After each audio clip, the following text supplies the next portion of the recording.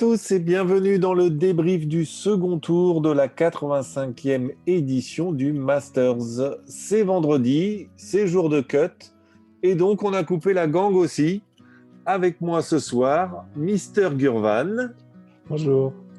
Et Sir Chris. Hello.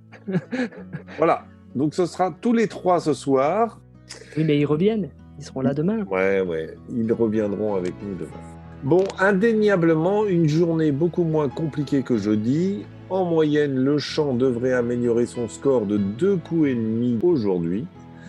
Même si ce n'est pas le cas pour Justin Rose, leader du premier tour, qui lui a rendu une carte de 72, soit 7 coups moins bien qu'au premier tour. Toutefois, l'Anglais reste seul leader avec un coup sur le duo Zalatoris. Mais oui, Cyril, Zalatoris est bien là. Et Brian Harman. Et puis, 2 coups derrière, on retrouve l'Australien Leishman, Jordan Spieth et Matsuyama, à qui il reste encore 3 trous à jouer. Alors les garçons, ce deuxième jour, plus intéressant, moins intéressant? Bien parce qu'il y a eu des beaux scores. Hein. Et puis c'était plus jouable, effectivement. Ouais, moi, sans parler d'intérêt, je dirais plus juste. Ouais. C'est-à-dire qu'on a vu moins de bons coups qui étaient punis hier par des kicks un peu de temps en temps foireux. Là, voilà, les green pitch, on retrouve des balles qui prennent de l'effet. Donc non, c'était plutôt assez intéressant. En termes tu vois, de sensation, je trouvais un petit peu étonnant où hier, j'avais l'impression qu'un homme survolait le parcours et tous les autres étaient un petit peu, on va appeler ça, en difficulté. Là où aujourd'hui, tu as l'impression qu'il y en a certains qui ont survolé le parcours, mais d'autres qui subissent encore et qui subissent énormément encore les choses. Sans parler éventuellement de Im, par exemple. Mais au grosso modo, tu as l'impression que des bons scores de bons joueurs, et il y a des très mauvais scores de réputés bons joueurs aussi. Les meilleures cartes du jour, pour l'instant, sont de 66 avec l'Autrichien Wiesberger, qui est 7e, à moins 6 aujourd'hui et moins 4 total. Tony Finau, qui signe aussi 66, exactement comme Wiesberger à la 7e place. Dans les bons scores, dans les gros scores, on retrouve des joueurs quand même qu'on a déjà vu souvent faire de gros scores. Hein. Thomas, même Finau, on l'a déjà vu. Wiesberger, c'est un habitué aussi des belles cartes. Leishman, pareil. Et puis, bien sûr, DeChambeau, quoi. Donc, finalement, c'est vrai ce que tu dis, Gugu. Hein, un parcours beaucoup plus juste. Wiesberger, je regardais, c'est sa 6e participation au Masters. Il passe le cut à chaque fois. Ouais.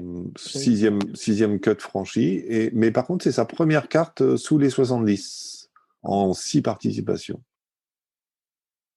Justin Rose, donc reste leader tout seul à moins 7 puisqu'il bénéficie de sa bonne première journée. Il expliquait dans son interview que en fait, ça me rappelait ce que nous disait Marion hier, où elle parlait du petit détail qu'il pouvait y avoir sur le 12, un petit détail, un mauvais contact de balle, le vent qui tourne un petit peu et tout ça. Et voilà pourquoi la balle arrivait dans l'eau.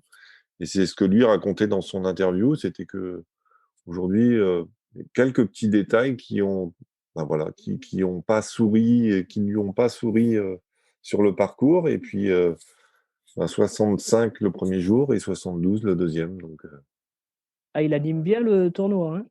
mais il n'a pas eu la sensation de moins bien jouer, mais juste un peu moins d'éléments en sa faveur et puis 7 coups d'écart quand même. Donc, ça explique la différence entre les gros scores d'un côté ou de l'autre.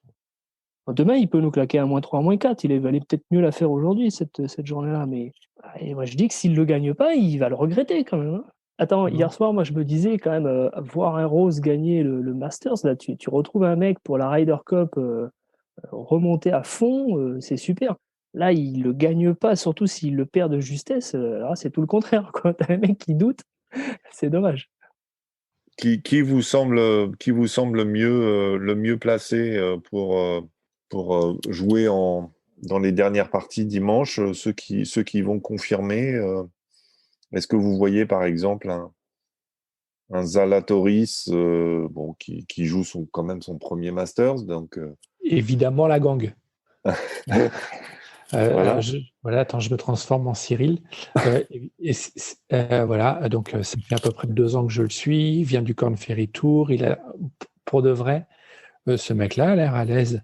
Je pense que ça peut être intéressant de le voir pour demain et éventuellement, comment est-ce qu'il va gérer les choses parce qu'il est probable qu'il soit en dernière partie. Voilà. Ouais. À moins que, par exemple, Matsuyama, après ça, arrive à faire. De toute façon, il faudrait qu'il termine à -7 pour que ce soit pas le cas. Et je pense que demain, ça peut peut-être donner une idée de ce qu'il vaut dans un très grand tournoi, alors que les caméras vont être sur lui. Il n'y aura pas encore la pression du public, mais en tout cas, c'est vrai que là, c'était le Canada Showtime il y a à peu près une petite heure, là, parce que entre Connors, qui doit être dans le quasi top 10 ou pas très loin, et Zalatoris qui est deuxième, voilà, les mecs ont l'air d'être à l'aise. Ça sourit de temps en temps, mais ça se prend pas trop de pression. Donc, voilà. Mais... Il y a Hughes aussi qui est dans le par. Ouais.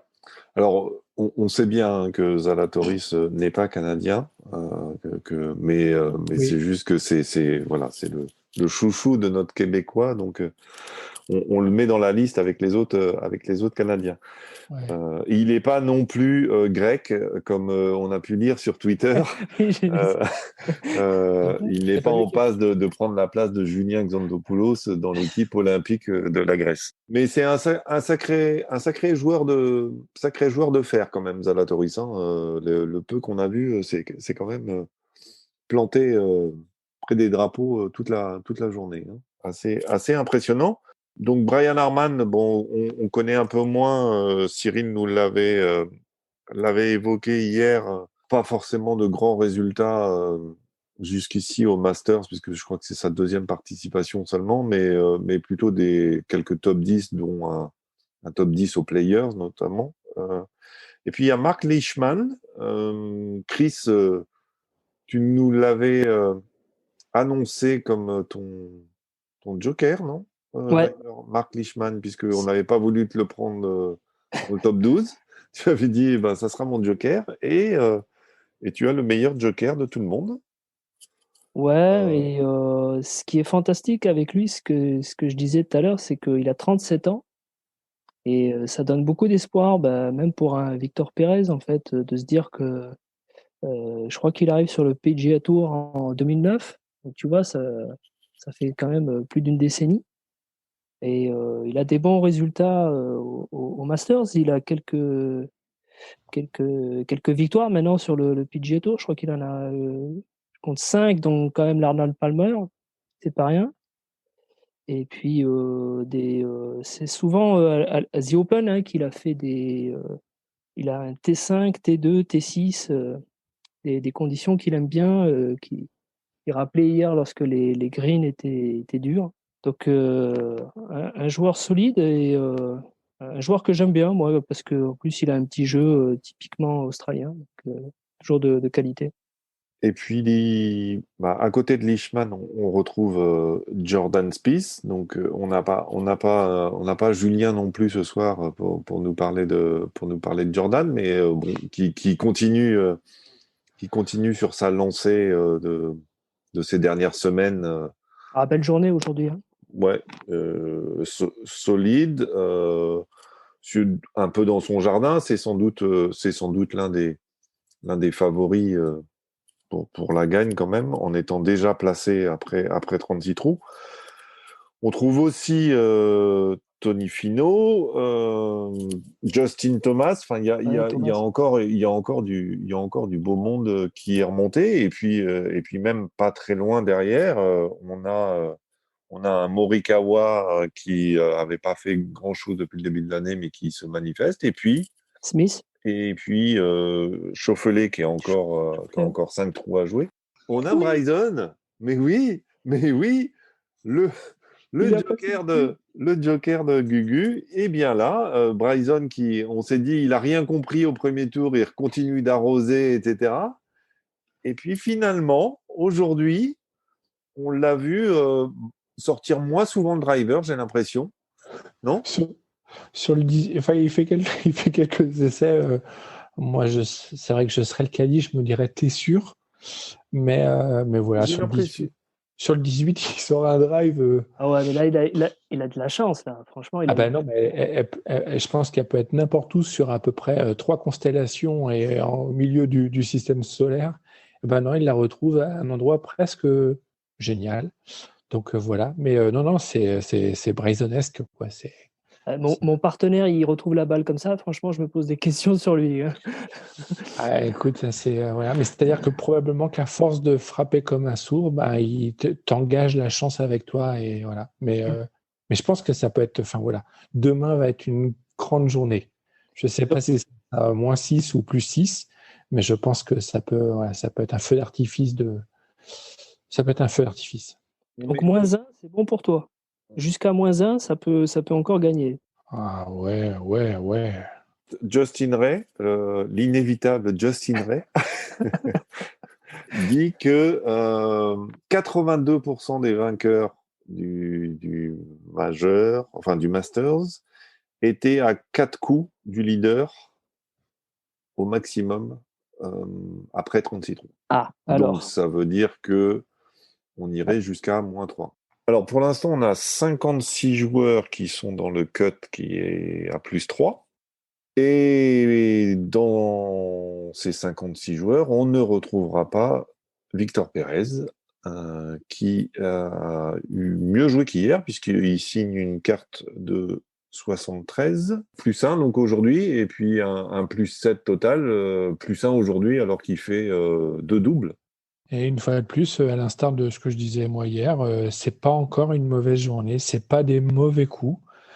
Mais c'est de temps en temps des petits coups qui, au lieu de rester sur le green, prennent la pente, sortent, et puis avec des niveaux d'approche qui sont pour l'instant perfectibles, et donc qui peuvent lui revenir sur les pieds ou qui n'arrivent pas nécessairement à se mettre sur le bon plateau. Donc, à l'instar de ce que disait Justin Rose, en expliquant que entre 165 et 172 aujourd'hui, en fait, mais il n'y avait pas tant que ça de différence.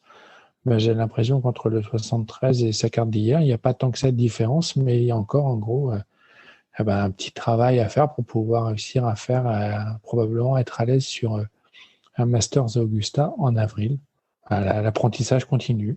Bon, eh bien, demain, va falloir se bouger, puisque c'est Moving Day.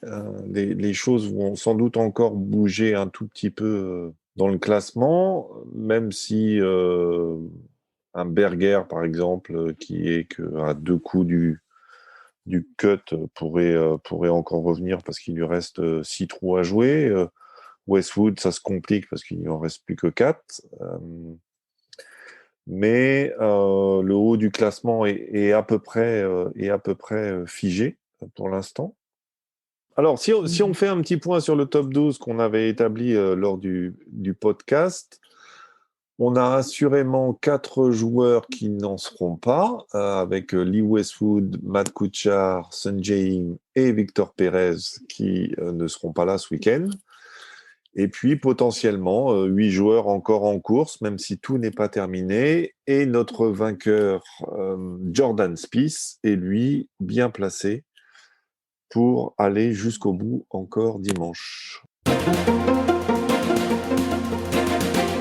Flash spécial, pendant que les guélurons de la gang sont partis se coucher, Dustin Johnson et Sergio Garcia sont sortis du Masters 2021.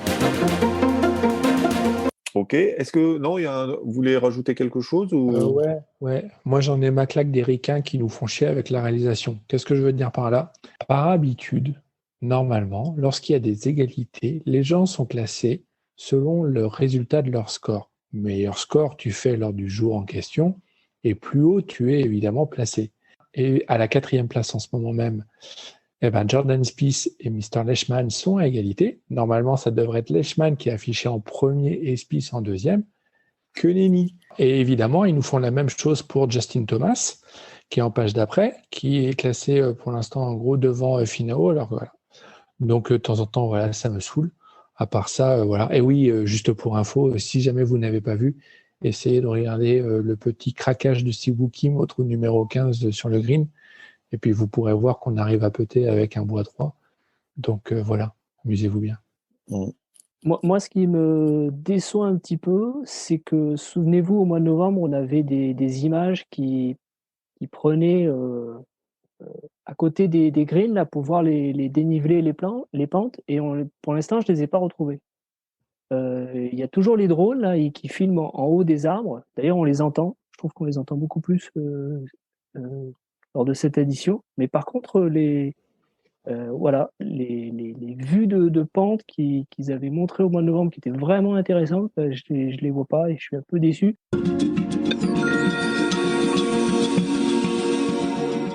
Demain, ça souffle, hein.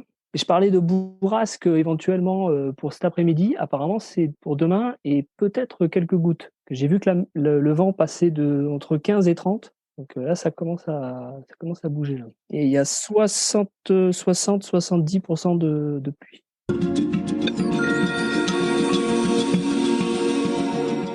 Merci, messieurs, d'être restés ce soir. On embrasse nos compères, Marion, Julien et Cyril.